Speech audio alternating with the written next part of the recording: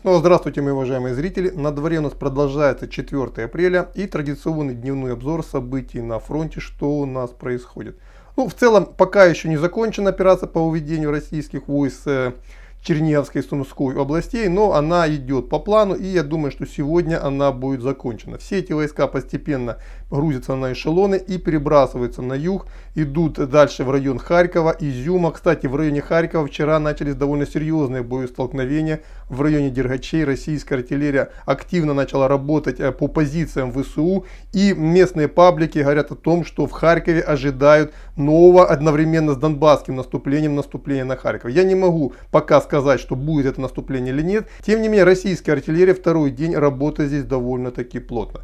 А в районе Изюма пока тоже оперативная пауза. Правда, эта пауза только для пехоты и танковых подразделений. Артиллерия и авиация работают непрерывно, пытаясь расчистить дорогу для будущего продвижения вперед. Очень интенсивно обстреливаются позиции ВСУ в районе Барвенкова, в районе Христищ и на окраинах Краматорска и Славянска. То есть очевидно, что идет артиллерийская и авиационная подготовка к будущему наступлению, которое, с учетом того, что я вижу, как я вчера и сказал, ожидается дня через 3-4, я думаю, не раньше.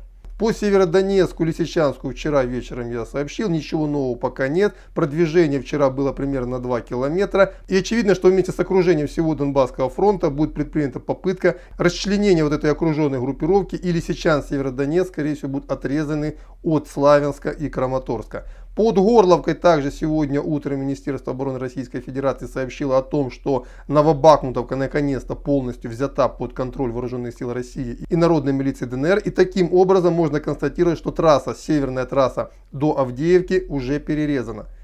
И российские войска, соответственно, дальше продолжают развивать наступление. Медленно, но уверенно. Кстати, именно вчера сообщила местная администрация об эвакуации города Покровска. Здесь намечаются очень серьезные боестолкновения, и я бы советовал жителям этого города, а многие из них меня смотрят, прислушаться к этому. У вас намечаются действительно очень серьезные бои. Не знаю, насколько они будут соизмеримы с Мариуполем, но бои будут очень и очень серьезные. Поэтому я бы все-таки советовал, у кого есть такая возможность, покинуть на время город, уехать либо в сельскую местность, хотя видите, в сельской местности далеко не так безопасно, как хотелось бы многим. По срокам, я думаю, минимум неделя у вас еще есть. Потому что группировка, которая концентрируется сегодня на юге, по данным Генерального штаба ВСУ, она уже закончила концентрацию, то есть значительная часть сил из Мариуполя, она уже подошла на Северный фронт, и предполагает Генштаб ВСУ, что сегодня-завтра российские войска здесь перейдут в генеральное наступление. Пока же идут локальные, по сути, бои за Новую Новоселку и за выход к трассе Донецк-Запорожье. Мариуполь, за который в целом бои уже закончились, идет зачистка и уничтожение оставшегося гарнизона.